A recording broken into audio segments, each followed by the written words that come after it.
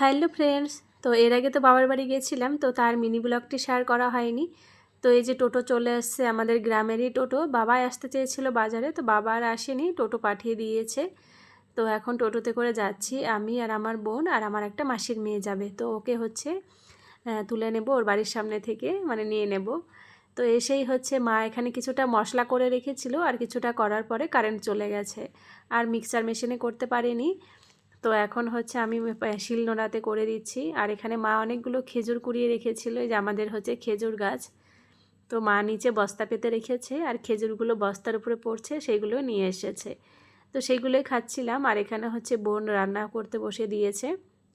মা রান্না করতে চাইছিল, কিন্তু হয়ে ওঠেনি গরমের মধ্যে, তো ওই জন্য মেজো বোনে বসিয়ে দিয়েছে।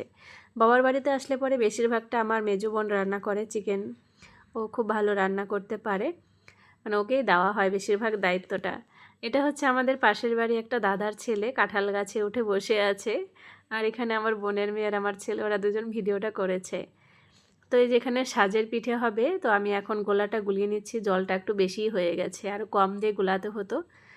তো এখন ওই গামলাতে হচ্ছিল না বলে বড় একটা গামলার মধ্যে নিয়েছি। সেদিন অনেকটা সময় কারেন্ট ছিল না, প্রায় 3-4 ঘন্টার মতো, মানে আমরা গেছি তার আগে থেকেই কারেন্ট ছিল না। তো সেই জন্য রাস্তার পাশে খুব সুন্দর হাওয়া ছিল বলে আমরা সবাই রাস্তার পাশেই বসে আছি।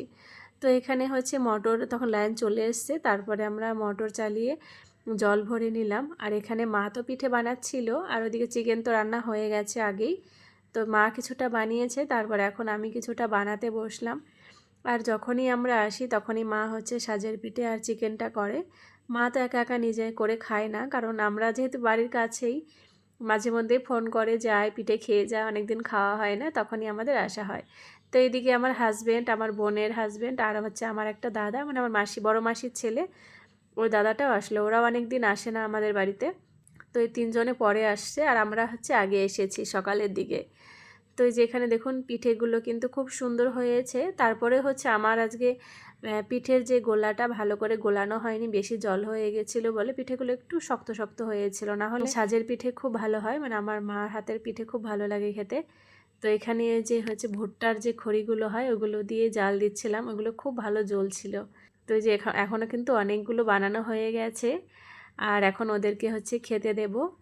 তার প্রচুর গরম ছিল সেই দিনটা। এখন আমাদের বাড়িতে অনেকটা করে দুধও হয়, গাই আছে। তো দুধটা আজকে আর কেউ খাওয়া হবে না বলে দিয়ে দিচ্ছে, পাড়াতে কয়েকজনে নেয়, মাঝে মধ্যে আমাদের জন্য পাঠিয়ে দেয় বাবার কাছে।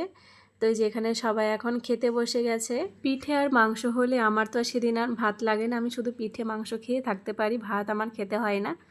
তো খেয়ে দিয়ে এসে আমরা বিকেলবেলা একটু ঘুরতে এসেছিলাম মাঠের দিকে। তো রাত্রেবেলা আবার একটু খেতে বসেছি বাড়ি আসার আগে আগে, যাতে বাড়িতে গিয়ে আর কিছু খেতে না হয়।